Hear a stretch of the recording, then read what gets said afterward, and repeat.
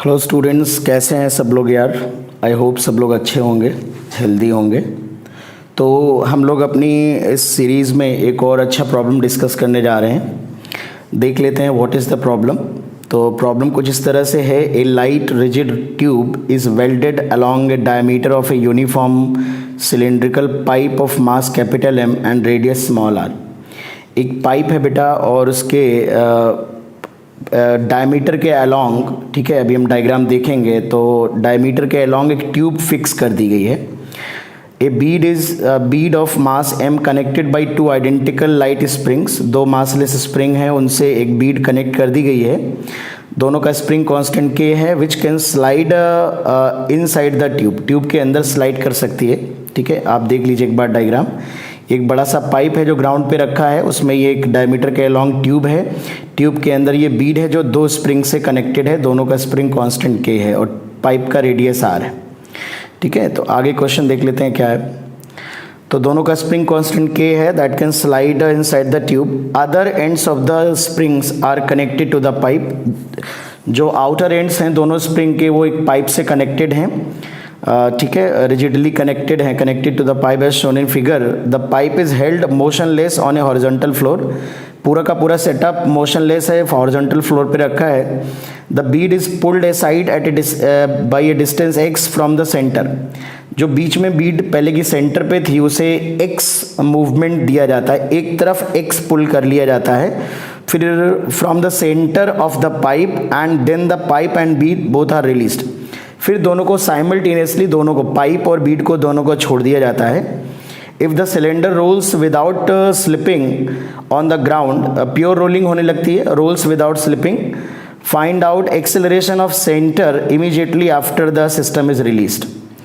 Pipe के centre का acceleration बताना है। तो ये पूरा डायग्राम है, इसमें समझ लीजिए आप क्वेश्चन को। ये आपका एक पाइप है और इसके डायमीटर के अलॉन्ग एक ट्यूब है जो कि रिजिडली उसकी वेल्डिंग करी गई है। सेंटर पे पहले बीड रहा होगा, फिर इस बीड को, और दोनों स्प्रिंग अपनी नेचुरल लेंथ पे थे, अनस्ट्रेच्ड स्प्रिंग है, दोनों मासलेस हैं।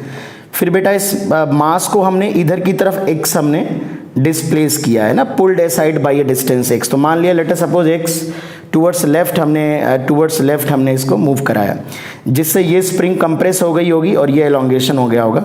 इन दोनों का एक एंड यहाँ पे पाइप से जुड़ा हुआ है और ये पूरा रफ ग्राउंड पे रखा है। तो जब इसको छोड़ देते हैं यहाँ पे पुल करके और हम पाइप को भी रिलीज कर देते हैं, तो ये इसके अलॉन्ग इस डायरेक्शन में मूव करेगी और ये हमारा जो पाइप होगा, हम देखेंगे कि अभी समझेंगे, एंटी क्लॉकवाइज डायरेक्शन में टुवर्ड्स लेफ्ट रोलिंग करना शुरू करेगा। और ये दिया गया है कि ग्राउंड पे ये प्योर रोलिंग कर रहा है, there is no relative slipping on the ground. तो हमें सेंटर का एक्सेलरेशन बताना है, पाइप के सेंटर का एक्सेलरेशन बताना है।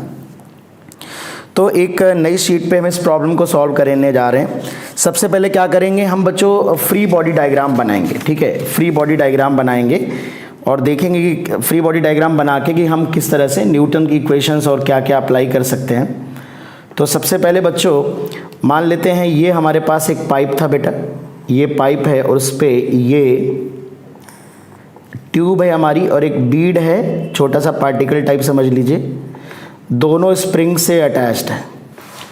अब बेटा सेंटर से x हमने लेफ्ट डायरेक्शन में उसको लाए हैं, तो आप ऐसे समझ लीजिए कि ये स्प्रिंग कंप्रेस हुआ होगा तो ये टुवर्ड्स राइट फोर्स लगाएगा। अगर मैं बीड का यहाँ फ्री बॉडी डायग्राम बनाऊं तो लेफ्ट वाला स्प्रिंग कंप्रेस है तो एक्सपेंड करने की कोशिश करेगा इस तरह से, तो इस तरह से फोर्स लगाएगा और ये x खिंचा हुआ है तो ये सिकुड़ने की कोशिश करेगा तो अपनी तरफ पुल करेगा। तो दोनों फोर्सेस स्प्रिंग के सेम डायरेक्शन में लगेंगे और ये एक mg लगेगा बीड पे और एक ट्यूब से एक नॉर्मल रिएक्शन लगेगा इस तरह से। तो ये तो फोर्सेस हैं। अभी हम एक्सेलरेशन की बात भी करेंगे और चूंकि आपने टुवर्ड्स लेफ्ट मूव कराया तो नो डाउट एक हॉरिजॉन्टल एक्सेलरेशन होगा। Late us suppose this horizontal acceleration is ax। मान लेते हैं ये हॉरिजॉन्टल एक्सेलरेशन ax है। अच्छा, अगर हम पाइप का फ्री बॉडी डायग्राम बनाए, पाइप और ट्यूब चूंकि मासलेस है तो पाइप प्लस ट्यूब पूरा एक सिस्टम मान लेते हैं। तो पाइप प्लस ट्यूब अगर एक सिस्टम मान लेंगे तो देखिए डायमीटर के अलॉन्ग ये हमने बेटा ट्यूब को फिक्स कर रखा है और यहाँ पे मान लेते हैं इस सेंटर से x डिस्टेंस पे यहाँ पे हमारी बीड जो है वो थी। तो यहाँ पे एक नॉर्मल रिएक्शन अप्लाई कर रही होगी बीड, जो कि बीड पे ऊपर की तरफ लग रहा है, तो एक नॉर्मल रिएक्शन होगा, n मान लेते हैं। यहाँ से जो पाइप का कैपिटल mg वेट होगा, यहाँ से एक नॉर्मल रिएक्शन पास होगा, रिजिड बॉडी मान रहे हैं, तो यहाँ से एक नॉर्मल रिएक्शन हमारा लगेगा पाइप पे।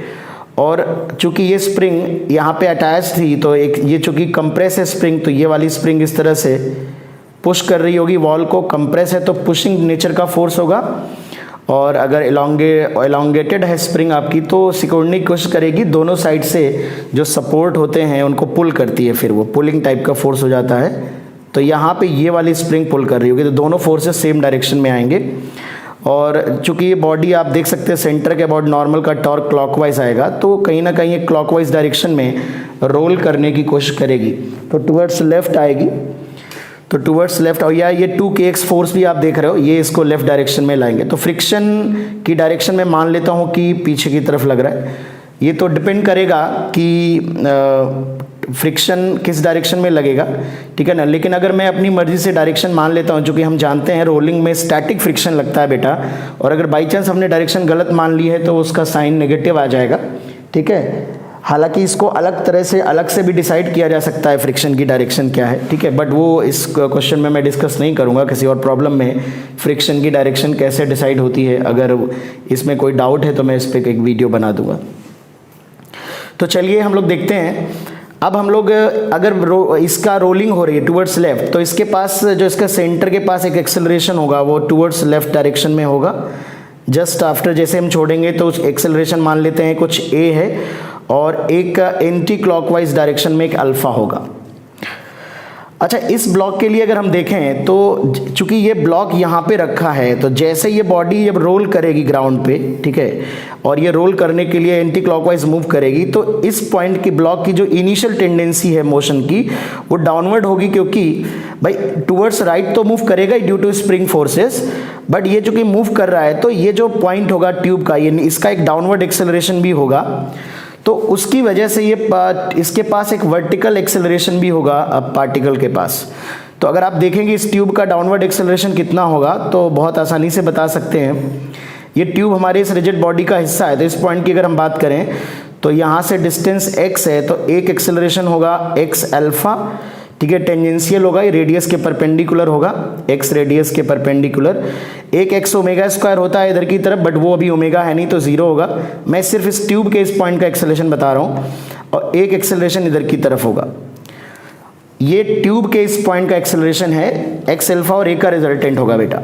बट यहाँ पे जो हमारी बीड रखी हुई थी वो इसके कॉन्टैक्ट में थी, इस डायरेक्शन में तो कोई यहाँ पे वेल्डिंग तो है नहीं पार्टिकल का। अगर वेल्डिंग होता तो हम कह देते कि उसका एक्सेलरेशन भी सेम होगा, बट ये ट्यूब के कांटेक्ट में ज़रूर है पार्टिकल, तो वी कैन से कि अगर ये इस सरफेस के कांटेक्ट में है तो नॉर्मल कंस्ट्रेंट बच्चों हम लोग पढ़ते हैं कि अगर एक बॉडी एक सरफेस के रेगुलर कांटेक्ट में है तो सरफेस के परपेंडिकुलर डायरेक्शन में वेलोसिटी के कंपोनेंट जो परपेंडिकुलर डायरेक्शंस में वेलोसिटी आती है, एक्सेलरेशन आते हैं, वो इक्वल होते हैं। तो इस ट्यूब के परपेंडिकुलर मतलब वर्टिकल डायरेक्शन में, तो जो इसका एक्सेलरेशन वर्टिकल डायरेक्शन में आएगा a y, that will be x alpha, उसकी वैल्यू एक्स अल्फा होगी। आर अल्फा की बात कर रहे हैं, जो डिस्टेंस हो जाएगी सेंटर से वो एक्स के बराबर हो जाएगी।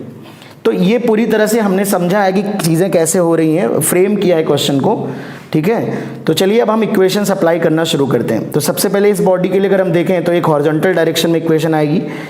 एक न्यूटन्स लॉ जब बॉडी के लिए लगाते हैं तो हम अप्लाई करते हैं, simple F equal to ma नहीं होता है बॉडी के लिए, ठीक है ना, वो पार्टिकल के लिए बच्चों होता है। बॉडी के लिए होता है net external force equal to mass into acceleration of centre of mass, ठीक है ना। तो हॉरिजॉन्टल डायरेक्शन में 2kx फोर्स लग रहा है माइनस Fr लग रहा है इक्वल टू कैपिटल Ma, ये फर्स्ट इक्वेशन हो जाएगी बेटा, ठीक है, कैपिटल Ma। सेकेंड इक्वेशन अगर हम देखें y डायरेक्शन में, अगर सेकेंड इक्वेशन अप्लाई करेंगे तो y डायरेक्शन में सेकेंड इक्वेशन में यहाँ लिख देता हूँ, वर्टिकल फोर्स लग रहा है r ऊपर की तरफ और नीचे की तरफ लग रहा है mg। तो सेंटर का जो r इक्वल टू हो जाएगा n प्लस mg, ठीक है। और वर्टिकल डायरेक्शन में सेंटर ऑफ मास के पास, ये जो सेंटर ऑफ मास, क्योंकि ट्यूब का कोई मास है नहीं तो इसके पास कोई एक्सेलरेशन नहीं होगा, ठीक है ना। बट इसकी ज़रूरत हमें नहीं पड़ने वाली है, तो ये इक्वेशन हम नहीं लगा रहे हैं, ठीक है ना, ये क्योंकि अगर जब तक आर नहीं पूछेगा तब तक इसकी ज़रूरत मुझे नहीं लगता कि पड़ेगी, तो अभी इसको मैं साइड से लिख दे रहा हूँ, ठीक है। तो एक हम इसका सेंटर ऑफ मास के अबाउट अप्लाई कर लेते हैं, torque equal to I alpha, Newton second law for rotation भी कह सकते हैं आप। तो torque equal to I alpha apply करेंगे, जैसा कि हम लोग एक लास्ट कुछ वीडियोस में डिस्कस कर चुके हैं कि अगर बॉडी का प्योर रोटेशन नहीं हो रहा है, there is no hinge axis, तो हमेशा आप सेंटर ऑफ मास से पास होने वाली एक्सिस के अबाउट अप्लाई करेंगे। ओके, तो centre of mass say about पास होने वाली एक्सिस पे एक mg फोर्स वहीं से पास हो रहा है, kx दोनों यहीं से पास हो रहे हैं, नॉर्मल भी वहीं से पास हो रहा है, सिर्फ ये नॉर्मल है जिसका टॉर्क आएगा और फ्रिक्शन का टॉर्क आएगा। तो इसका भी एंटी क्लॉकवाइज टॉर्क आएगा, इसका भी एंटी क्लॉकवाइज आएगा।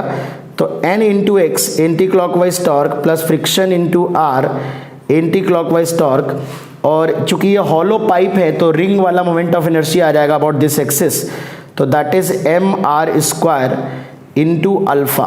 तो ये बच्चों सेकेंड इक्वेशन हो जाएगी, it is Newton second law या torque equal to I alpha about an axis passing through centre of mass of the pipe.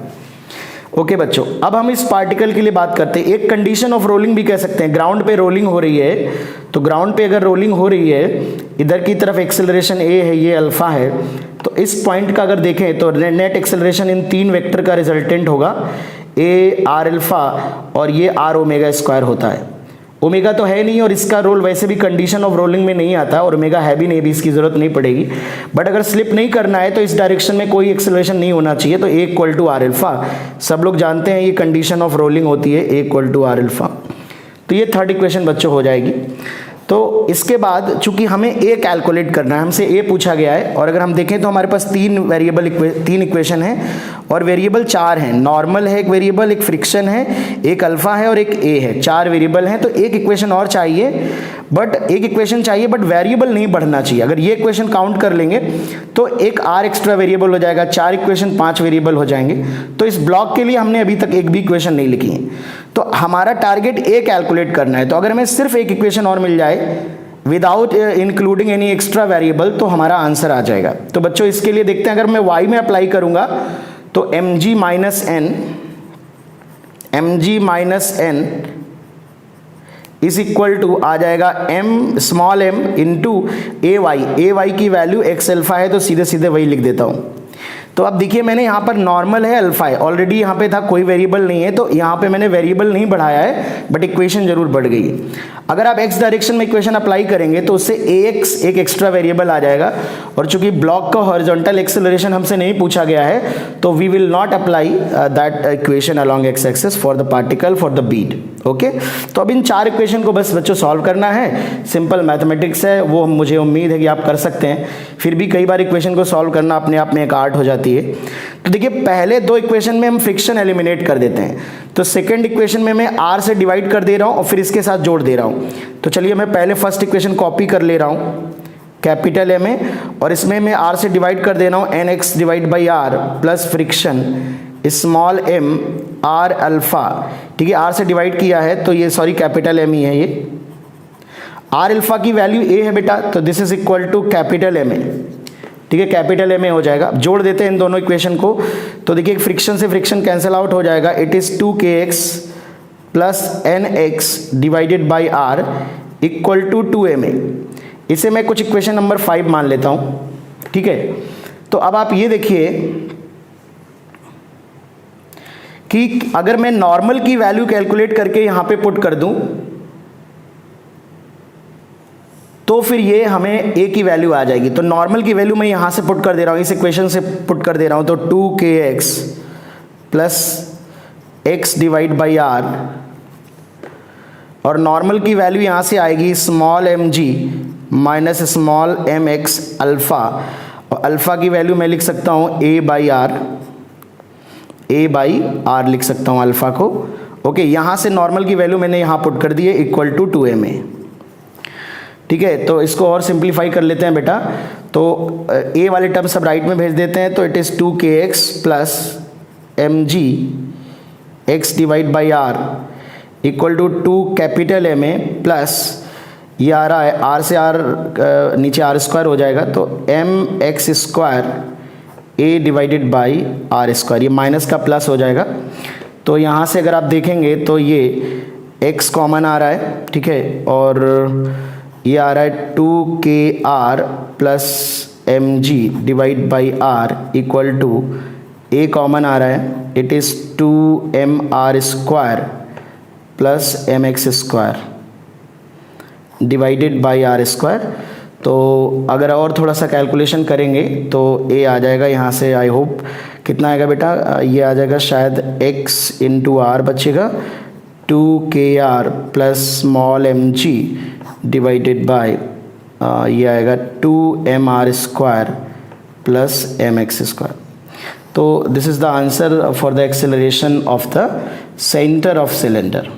ठीक है बेटा, तो बस कुछ नहीं होता है, ऐसे अच्छे क्वेश्चंस में, बड़े क्वेश्चन में आपको बहुत ही अच्छे से दिमाग लगा के शुरुआत में जब आप अप्रोच करेंगे तो बहुत ठंडे दिमाग से आप उसका फ्री बॉडी डायग्राम बनाएंगे, फिर आप इक्वेशंस के बारे में सोचेंगे तो क्वेश्चन फिर ब्रेक होने लगता है। अगर आप सिर्फ पढ़ने के बाद विचार करने लगेंगे, कई बार क्या होता है ना फिजिक्स में, आप पढ़ने